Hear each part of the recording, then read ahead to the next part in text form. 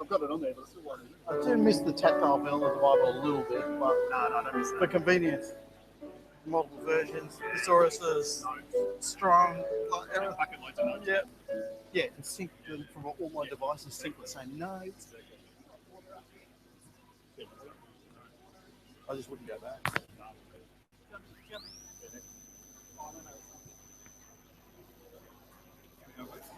I think so. I'm going to stop warning to turn it on. So there we go. Yeah. There you go. Right, hi. So, Now, anything What vaguely do I do? nearby you, or you can have it on your shirt or your tie, whatever you tie will want. be good. Right. That's fine. It's all right. Maybe it might be the other way around. Other way around. Just so that it's on the outside. Right. You do have a mute.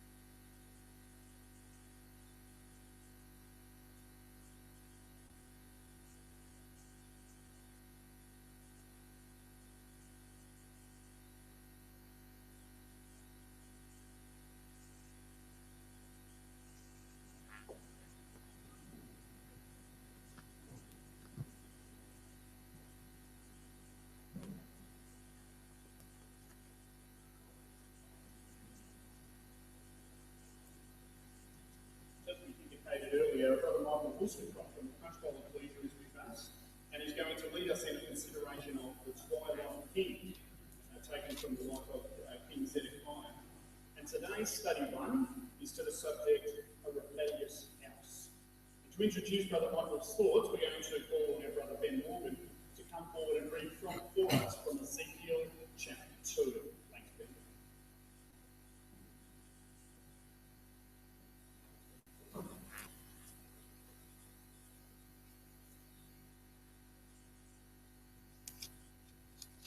Reading together from the book of Ezekiel, chapter 2.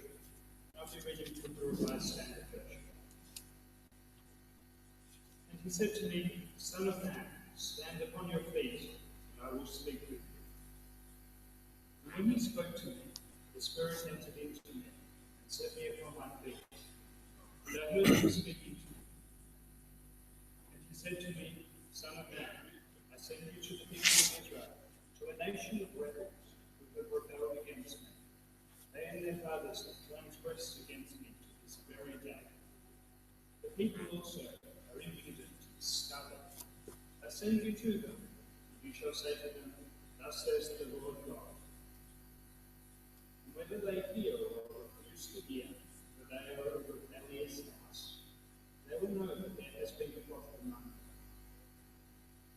And you, son of man, be not afraid of them, nor be afraid of their words, though briars and thorns are with you, and you sit upon scorpions. Be not afraid of their words, nor be dismayed at their looks, for they are a rebellious house. And you shall speak my words to them, whether they hear or refuse to hear, for they are a rebellious house. But you, son of man, hear what I say to you. Be not rebellious like that rebellious house. Open your mouth and eat what I give you.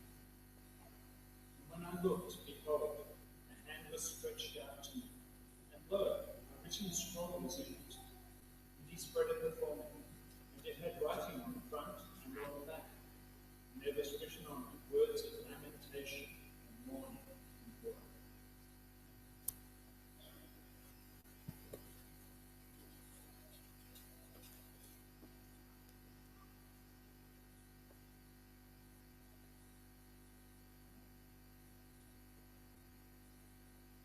Thanks very much, Brother Ben.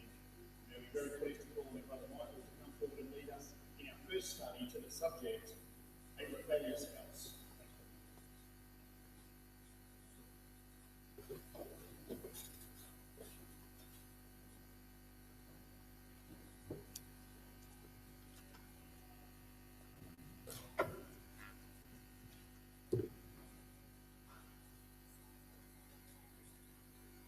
Thanks, Brother Andrew, and good afternoon, brothers and sisters and young people.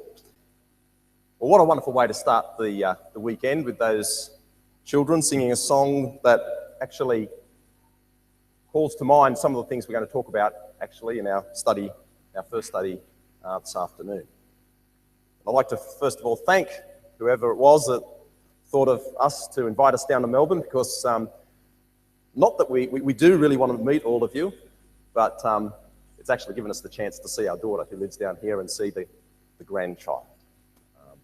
She's beautiful. So we've spent the night playing with her and this morning. So, but it's lovely to be down here with you, and hopefully we can enjoy the studies together, and hopefully get a lot of discussion happening around the King Zedekiah.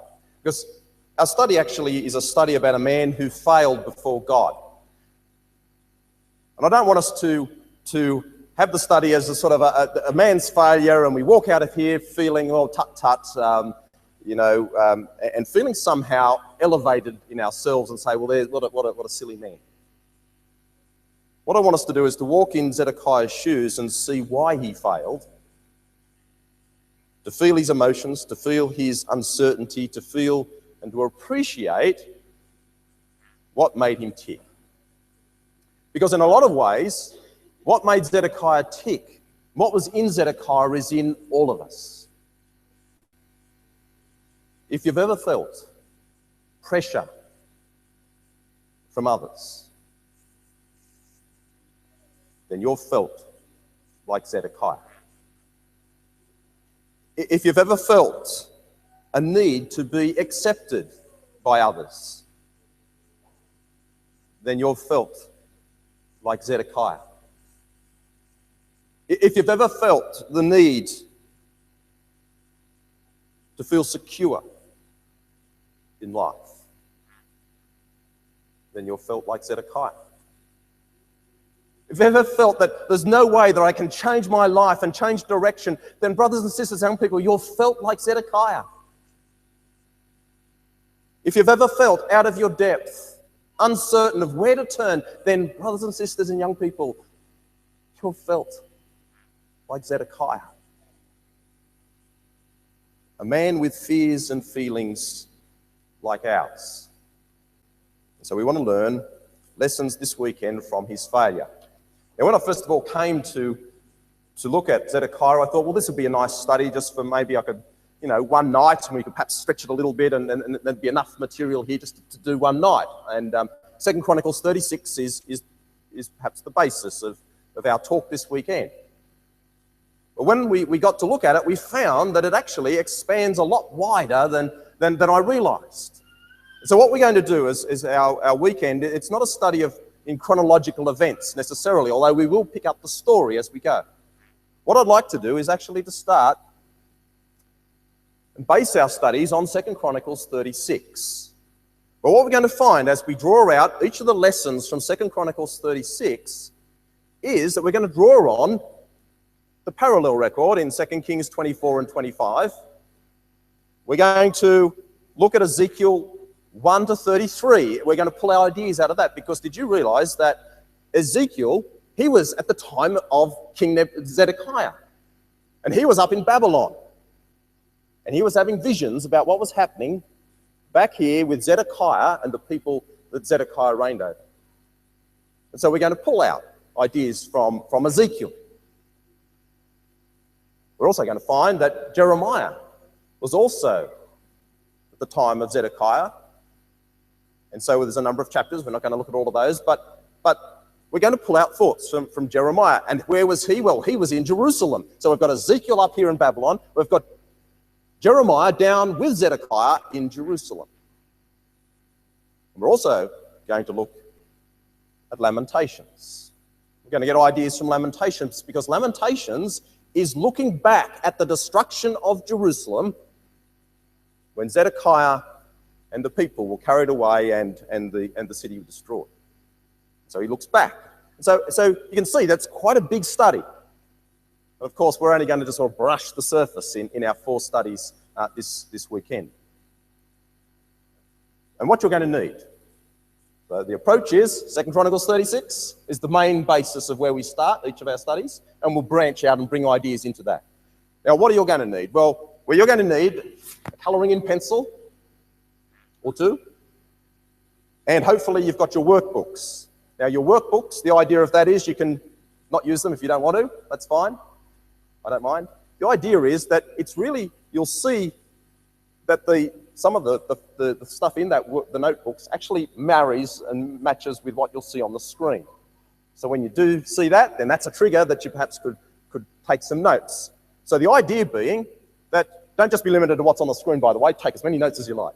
But the idea is that at least the key ideas, we're all going along and gathering up the key ideas and lessons that we can take away from this weekend in terms of Zedekiah and his life.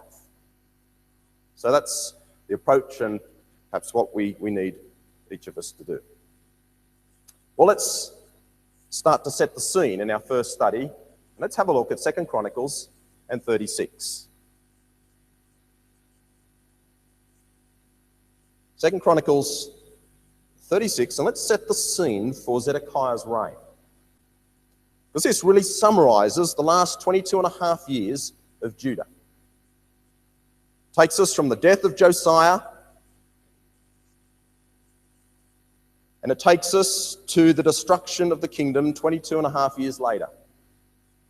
It takes us through a time of instability and evil as it takes us through the last 4 kings of Judah in a very summarised form. So we have in 2 Chronicles 36 and verse 2, you have Jehoahaz was 23 years old when he began to reign, and he reigned 3 months in Jerusalem. So Jehoahaz, and I've coloured that in my Bible, Jehoahaz, he was the son of Josiah.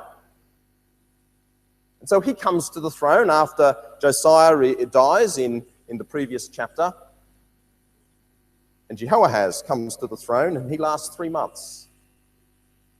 And then we're told in chapter 36 and verses 3 and 4 that he's taken off to Egypt, and the king of Egypt sets up a new king. And he sets up Jehoiachin on the throne. Jehoiachin was also a son of Josiah. Read that in verse 5. Jehoiakim in verse 5. Jehoiakim was 20 when he began to reign, and he reigned 11 years in Jerusalem. So Jehoiakim comes to the throne, and he reigns 11 years. 2 Kings 24 says that there was a number of raids from other nations during his reign, and there was trouble. And Nebuchadnezzar, we're told, removes him. And you'll find in verse 9, it says, against him came up Nebuchadnezzar, king of Babylon, and bound him in fetters to carry him to Babylon. Nebuchadnezzar also carried away the vessels and so on. And Jehoiakim is carted away. And then we read in verse 9 that Jehoiachin is appointed to the throne. And he reigns 3 months and 10 days in Jerusalem. He was in fact the son of Jehoiakim. And he reigns 3 months and 10 days. And then we read in verse 10, and when the year was expired, King Nebuchadnezzar sent and brought him to Babylon with the goodly vessels of the house of the Lord, and made Zedekiah his brother king over Judah and Jerusalem. And Zedekiah was 21 years old when he began to reign, and he reigned 11 years in Jerusalem. So he reigns 11 years, and he comes to the throne when he's 21. And you'll notice it says that he made Zedekiah his brother king over Judah and Jerusalem. Well, who he was, in fact, he was Jehoiachin's uncle. He was his father's brother, we're told, in 2 Kings 24 and verse 17. In fact, as we've tried to show with the shading, Zedekiah and Jehoahaz were actually brothers. They had the same mother, Hamutal. So you can see the relationship here of Zedekiah with the other sons and the grandson of Josiah. So Zedekiah is appointed to the throne by Nebuchadnezzar to replace Jehoiachin. Now, what does that tell you about his teenage years? Well, it tells us this. We know that he was born around the 22nd year of Josiah. So there's about 10 years to go before the end of Josiah, when Josiah is killed. And then when he's 10, we have him experiencing and seeing the death of his father at battle. We have Jehoahaz coming to the throne. He reigns 3 months. And then he's carted off to Egypt. And then we've got Jehoiakim starting to reign. And so during his teens, who was the main king? Who was the king? Well, of course, it was Jehoiakim during his teenage years.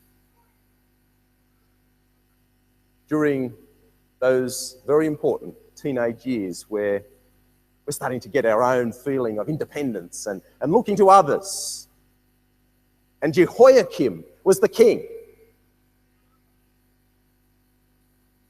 And what does he see? Well, there's probably a lot he saw, but in the 13th, when he was 13 years old, or thereabouts, he saw the rebellion against Egypt.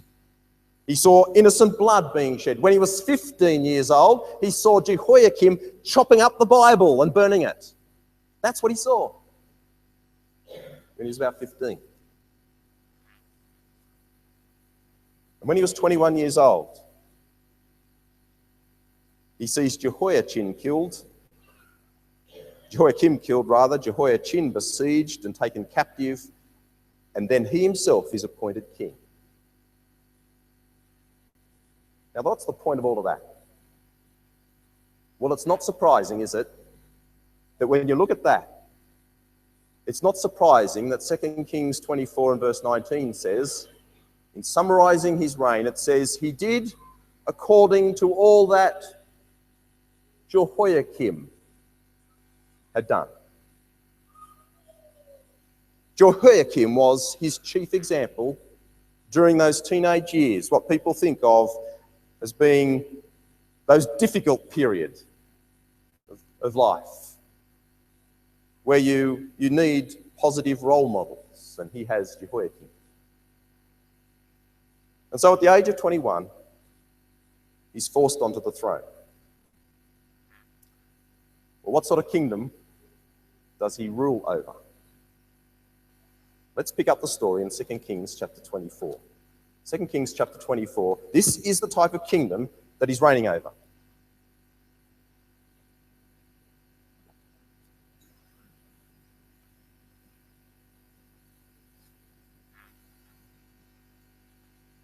Read in 2 Kings 24, verse 14, talking about the Nebuchadnezzar carrying off Jehoiachin. It says, verse 14, and he carried away all Jerusalem and all the princes and all the mighty men of valor, even 10,000 captives, and all the craftsmen and smiths. None remained save the poorest sort of the people of the land. So he carries off the princes and the mighty men. So it's the officers and the fighting men. He carries off the craftsmen. They're the fabricators of any metal. So it could be wood, iron, brass, stone, a fabricator. He carries off the smiths. Not sure about this one, but Jasenius says it means a locksmith. So if someone can enlighten me of why that was so important. But the locksmiths he carries off. And verse 15 says, and he carried away Jehoiachin to Babylon, and the king's mother, and the king's wives, and his officers, and the mighty of the land. Those carried he into captivity from Jerusalem to Babylon. So Jehoiachin the king's mother, his wives, the ministers of the court, the nobles, Ezekiel the prophet. And verse 16 says, and all the men of might, even 7,000, and craftsmen and smiths 1,000, all that was strong and apt for war, even them the king of Babylon brought captive into Babylon. 7,000 soldiers, 1,000 craftsmen. And there's emphasis there that they're carried away to Babylon. It's twice in verse 15, once in verse 16. That's where they've gone, from Jerusalem to Babylon. He takes them away. Now, what type of people, do you notice, are taken? Who are they? Well, they're the leaders, aren't they? They're the talented ones. They're the best warriors, the fighters, the leaders, the talents. And he takes all of them and he carts them off into Babylon. Now, what's left in the land? What does verse 14 say is left in the land? The end of verse 14. Any ideas? I don't know if we have interaction here. It's a bit hard, I suppose, but what does it say in verse 14? Who's left in the land? The poorest sort. The poorest sort of the people of the land. That's who's left. And Strong's Concordance says the word poorest means something dangling, a loose thread of hair.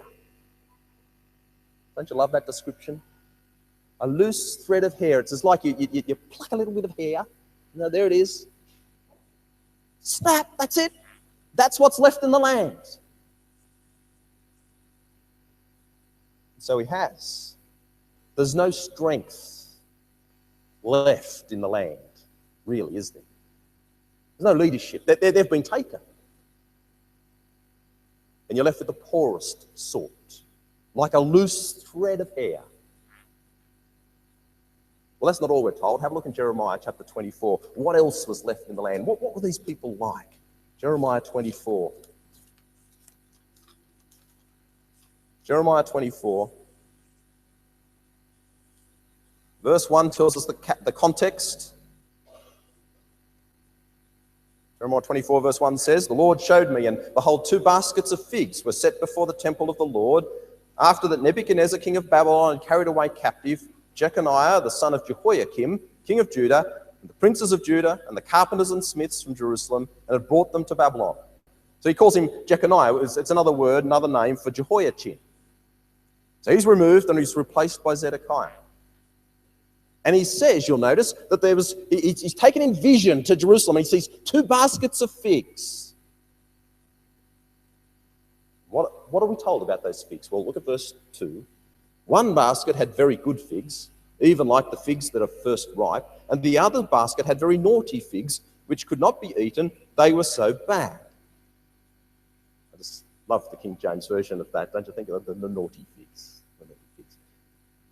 And verse 3 says, Then said the Lord unto me, What seest thou, Jeremiah? And I said, Figs, the good figs very good, and the evil very evil, that cannot be eaten, they are so evil. Now, in what sense are they good? In what sense are they bad? Well, verse 3 says that the good figs were very good. The evil were very evil. And you'd think, well, you'd expect a full stop there, and well, you know, that's it, isn't it? But do you notice what's emphasized about the figs, the bad figs? What's emphasized? If you've got a colouring in pencil, it's good to highlight this, perhaps. You'll notice what's emphasized. See, the end of verse 2, the naughty figs, the bad figs, which could not be eaten. Could not be eaten. Verse 3, at the end of verse 3, and the evil, very evil, that cannot be eaten. And verse 8, and as the evil figs, which cannot be eaten. One basket was full of figs that you could use, you could work with them, but this evil basket, you couldn't. You had to throw them out. They were good for nothing at all. What do they represent? What are these figs, this good figs and the bad figs? What do they represent? Well, verses 4 to 7 shows you about the good figs. He says, verse 5, Thus saith the Lord God, the God of Israel, Like these good figs, so will I acknowledge them that are carried away captive of Judah, whom I have sent out of this place into the land of the Chaldeans for their good. For I will set mine eyes upon them for good. I will bring them again to this land, and I will build them and not pull them down, and I will plant them and not pluck them up, and I will give them a heart to know me, that I am the Lord, and they shall be my people, I will be their God, for they shall return unto me with their whole heart. You notice the eyes through those verses? You've got another colouring in pencil or circle, you could circle that. It's I. I've done this. I've sent them away, and I've sent them away into Babylon for their good. Because I'm going to save a remnant. I'm going to bring them back. I've sent them away for their good. I'm saving a remnant. I'm going to work with them. I'm going to bring them back. You see, they're good not because of their morality, but because God still had a work to do with them. Why he chose them in particular, I don't know. But he chose certain to be taken captive away from Jerusalem, and they were the good figs. They're taken into captivity. And verse 8 says, Well, who are the bad figs? The evil figs, which cannot be eaten, they are so evil. Surely thus saith the Lord, so will I give Zedekiah the king of Judah and his princes and the residue of Jerusalem that remain in this land, and them that dwell in the land of Egypt, I will deliver them to be removed into all the kingdoms of the earth for their hurt, for a reproach, and a proverb, and a taint, and a curse, in all places whither I shall drive them. Here were the bad figs. They were the ones left in the land, Zedekiah, and his princes and the people. They were no good for anything but to be thrown out. So when you think about that, what sort of kingdom does he reign over? Well, he reigns like, the picture I have is this basket full of absolutely stinking, rotten figs, and sitting cross-legged on the top is Zedekiah. And there's absolutely nothing good about that basket full of bad figs. There's no strength. Leadership and experience is certainly depleted. There's no moral principle really among the leaders. That's been certainly trimmed. There's still Jeremiah and others. The kingdom, God says, he can't work with anymore.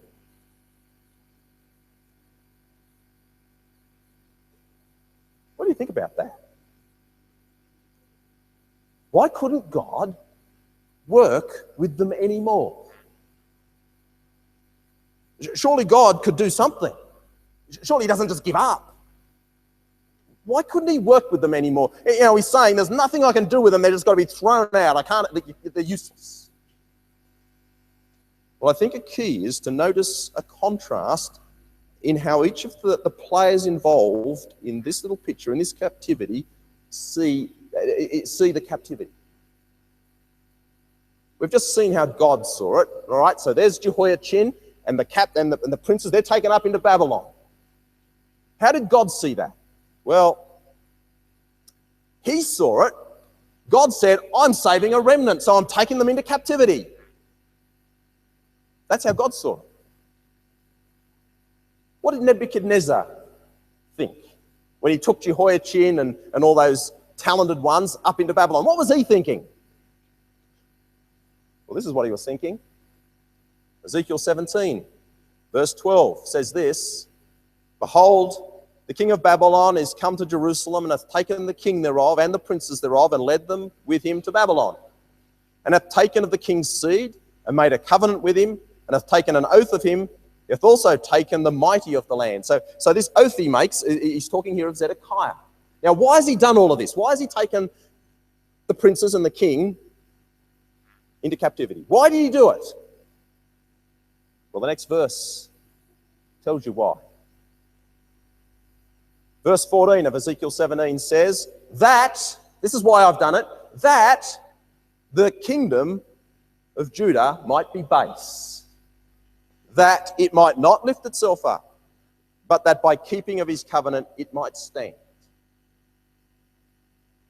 Why did Nebuchadnezzar take these people captive, take them up to Babylon? Well, he took them into captivity to keep Judah low. He wanted them not to rebel anymore, so he takes the talented, he takes them up into captivity, and he leaves the poorest sort in the land. You know, just as strong as a bit of hair. That's who he leaves. And the whole idea from Nebuchadnezzar was to keep Judah low so they won't rebel anymore. I'm going to keep them down low. Well, what do you think the Jews who were left in Jerusalem thought? What do you think they thought as they saw their brethren being carted off into captivity? They're sitting back here in Jerusalem. What do you think they thought? Well, here's what they thought. Ezekiel 11, verse 15, tells you what they thought. Here's what they said. Son of man, thy brethren, even thy brethren, the men of thy kindred, and all the house of Israel holy, are they unto whom the inhabitants of Jerusalem have said, Get you far from the Lord, unto us is this land given in possession. Well, who's talking to who here? Well, you have the inhabitants of Jerusalem. They're the ones speaking. Who are they speaking to? Well, they're speaking of their brethren, notice. It's thy brethren, the men of thy kindred, the house of Israel. This is who the inhabitants of Jerusalem are speaking about. And to. And what are they saying about their brethren, the Jews? Well, they're saying, unto us here in Jerusalem, is the land given in possession. See, as they watch Jehoiachin and his princes, the talented ones being taken off into captivity, taken away from Jerusalem, they said,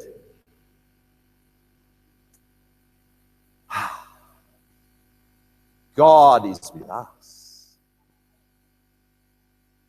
Clearly, they're the bad ones, and we're the good. We're being blessed by God, and here we are, left in Jerusalem, the place where God has placed his name, after all.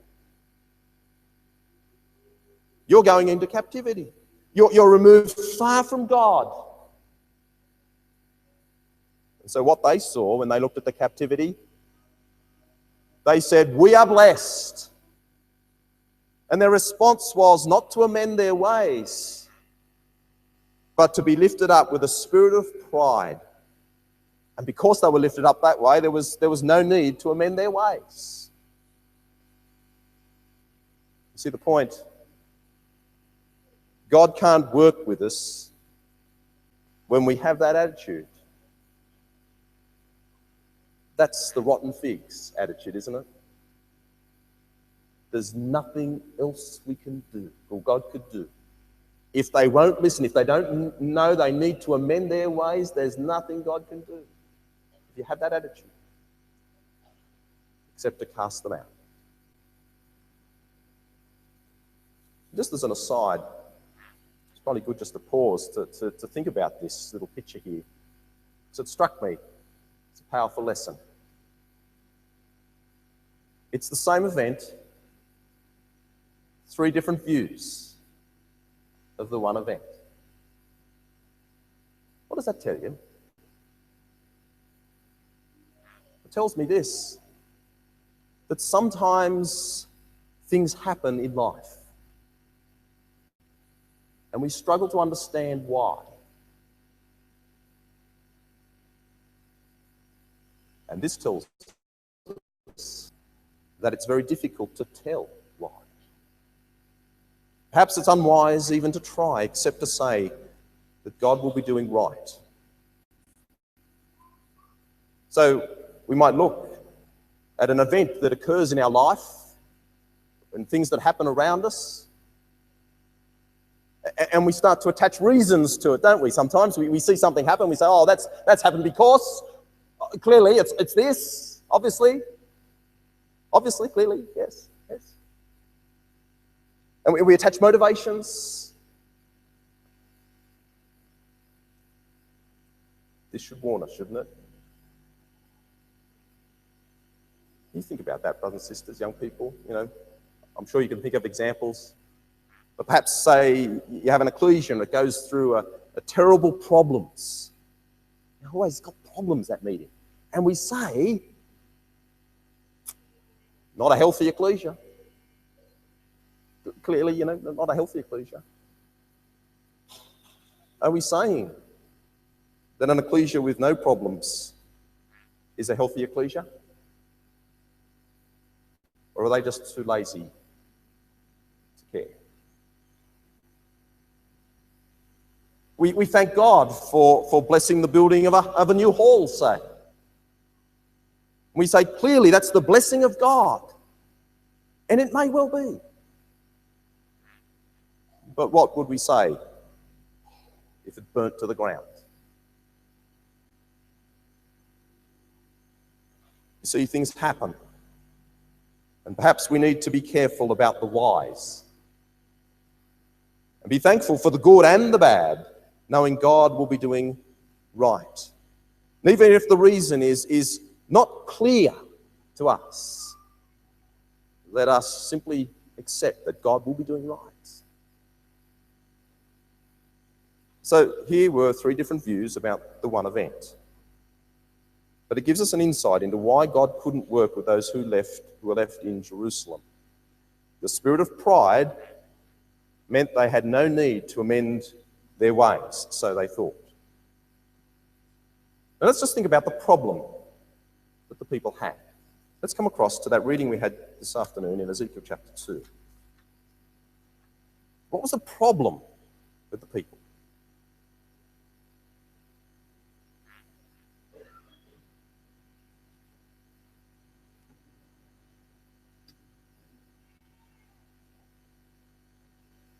Ezekiel 2, verse 3 says this. He said unto me, Son of man, I send thee to the children of Israel, to a rebellious nation that hath rebelled against me. They and their fathers have transgressed against me, even unto this very day. Now you notice, they and their fathers, unto this day, it's going on for a long time. Why? What was the problem that caused them to rebel? Verse 4. For, because they are impudent children and stiff-hearted, I do send thee unto them, and thou shalt say unto them, Thus saith the Lord God. And they, whether they will hear or whether they will forbear, for they are a rebellious house, yet shall know that there hath been a prophet among them. And it's emphasized again, chapter 3 and verses 7 to 9, says the same words. And you see what the emphasis of the words is about.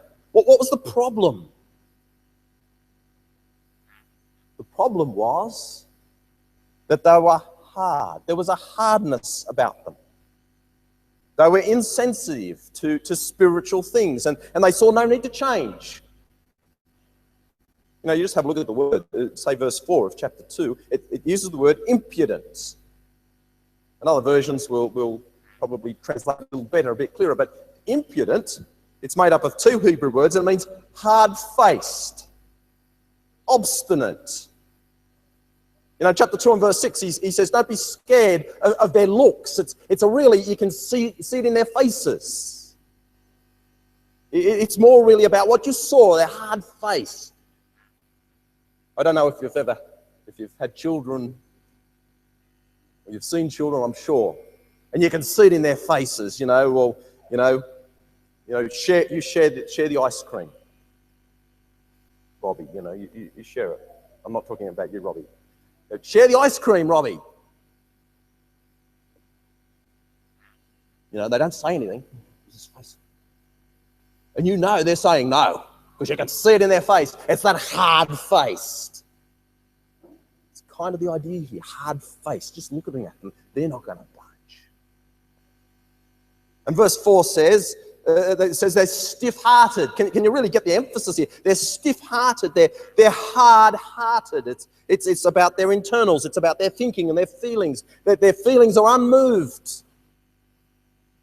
And verse 7 of chapter 3, it uses the word impudent again. It's a different word, though, and it's actually made up of two Hebrew words, and it means a stiff of forehead.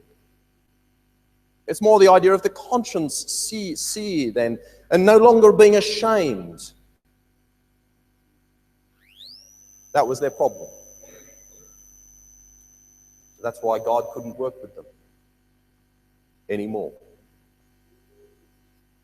And you see the hardness that he describes here in what they said. And I just want to briefly, very quickly run you through how we see this problem in what they said as well as what they did. But it's interesting to see it in what they said.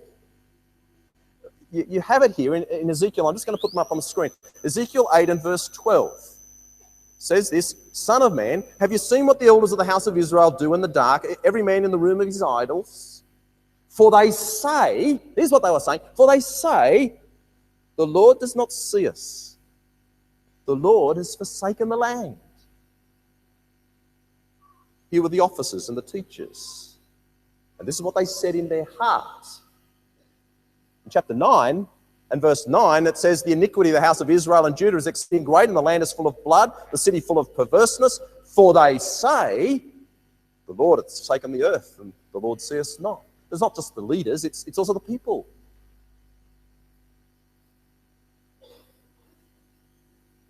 The land is full of great sin because they say, the Lord's forsaken the earth and the Lord sees us not. By the way, it's something we say to the teenagers and young people when we're speaking. It's very key words, very important. The word for is a fundamental one generally. It's a generalization, but it gives you the idea of because generally. So notice it. It says, the land was like that because, they say,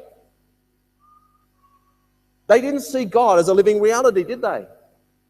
He can't see me. He's not really interested, even if he is there. As good as not being there at all, in fact. And so really, the problem that we see in what they said, which was affecting their actions, can really be summarized like that, can't it? Don't worry, God's not real. That's kind of what it was about. Well, even if he's there, he's not really interested in any case. That little thing, icon there I got from the internet, I thought was interesting. It says, there's probably no God, so stop worrying. And it's kind of the attitude here, isn't it, of the people? Well, not only that, in Ezekiel 18 and verse 2, it says, "What mean ye that ye use this proverb concerning the land of Israel, saying," so here's something else they were saying, "the fathers have eaten sour grapes and the children's teeth are set on edge." Now, what does that mean? Well, I always think of what Sandra used to tell me when she was a little girl. She used to get a lemon and stand in front of the mirror and eat a lemon and watch her face sort of go like that. And she liked pulling those faces as she eat the sourness of the lemon. I know, unusual. But that's what this is saying, isn't it? So what they were saying was, well, God, we're getting punished. The fathers ate the sour grapes. They're the ones that ate the sour grapes. And the children are the ones pulling the face. You see what they're saying? God, you're unfair. Our fathers sinned, and we're suffering for it. The problem's not with us. It's the other guy. That same thought was in Josiah's day. In fact, in Jeremiah 2, we'll just read the end there. It says, "Yet thou sayest, because I am innocent, surely his anger shall turn from me. Behold, I will plead with thee, because thou sayest, I have not sinned." So even in Josiah's day, they were saying a similar thing. Well, we're innocent, it's not us. So we could summarize their sin, or their problem there is, well, I'm okay. Sin is not an issue. It's simply not an issue, is it? What is this sin anyway? I'm not really sensitive to sin. That was their attitude. And not only that, in the same chapter, in Ezekiel 18 and verse 25, they say, "The way of the Lord is not equal. Hear now, O house of Israel, is not my way equal? Your ways are unequal."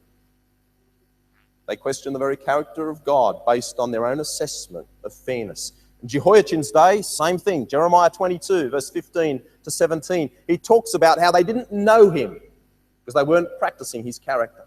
They ignored God's character. And so we could say, in summary, they were saying, I'm right. God's got it wrong. You know, we're able to assess fairness. You're unfair. And God says, no. My ways are fair. Your ways are not. And finally, we have another example in Ezekiel 20 and verse 32. "That which cometh into your mind shall not be at all, that you say, we will be as the heathen, as the families of the countries, to serve wood and stone." God had called them out of the nations. Yet there was no thankfulness for their calling. There was no thankfulness for what God had done and their privileged position. Yeah, a called out people? No, thanks. It doesn't really mean much to me. We want to be like the nations.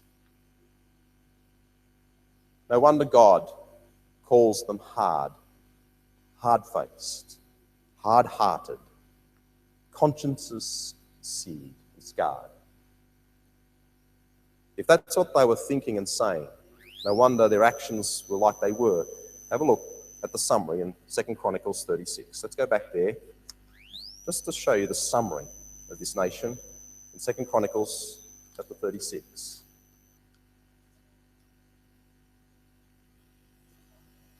Verse 14.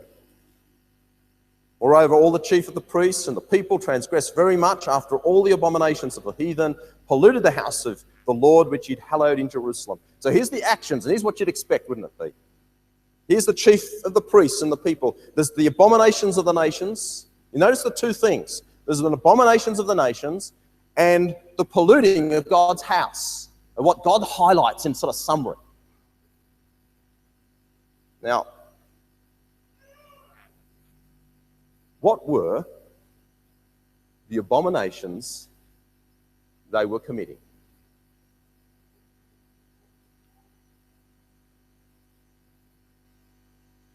Sometimes I think we get the idea that they were grotesque practices of a superstitious era.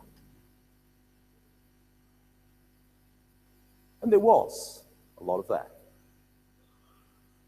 But let's have a look at what God says their abominations were. Have a look in Ezekiel chapter 22. So we're picking up the very time of Zedekiah's life. Ezekiel chapter 22. Here were their abominations.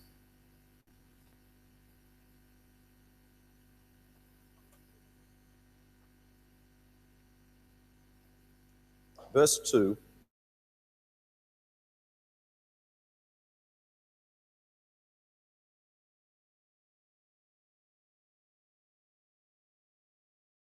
Ezekiel, son of, show her abomination. She's a city of blood, of bloodshed, and there's a big emphasis in that in this chapter. Well, how does that relate to the 21st century? These abominations and this bloodshedding. Verse 6 says, behold, the princes of Israel, everyone were in thee to their power to shed blood.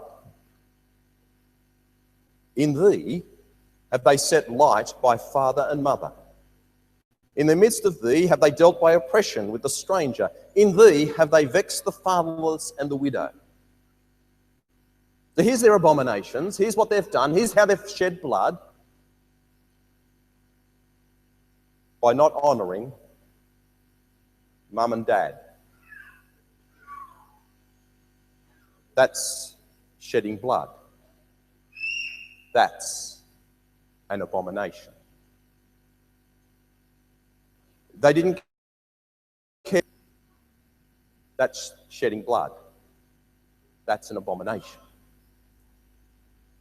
Verse 9 says, in thee are men that carry tales to shed blood. And in thee they eat upon the mountains. In the midst of thee they commit lewdness. So other versions have it. The New King James Version. In you are men who slander to cause bloodshed. Slander. That's shedding blood. That's an abomination.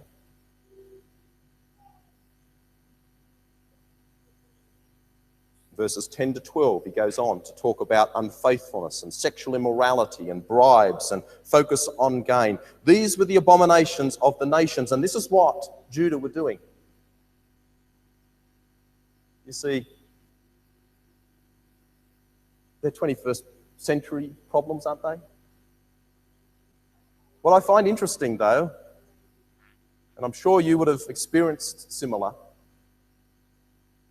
is that people get really uptight. Brothers and sisters in the community, we get very upset about sexual immorality, for example. Brother X or Sister Y has done this and that, and it's terrible, and we get really upset, and rightly so.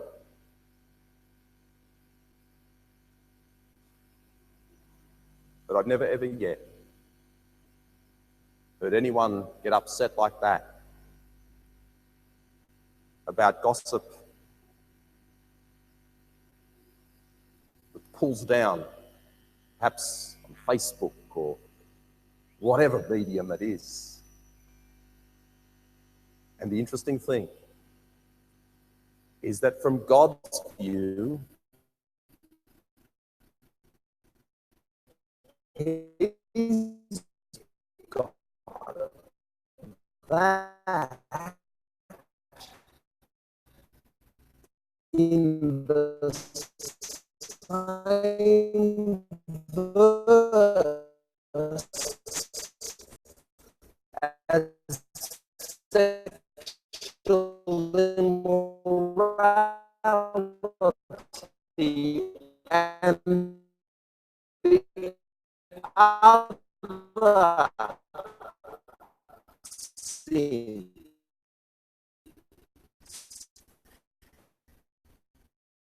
he says that is an abomination.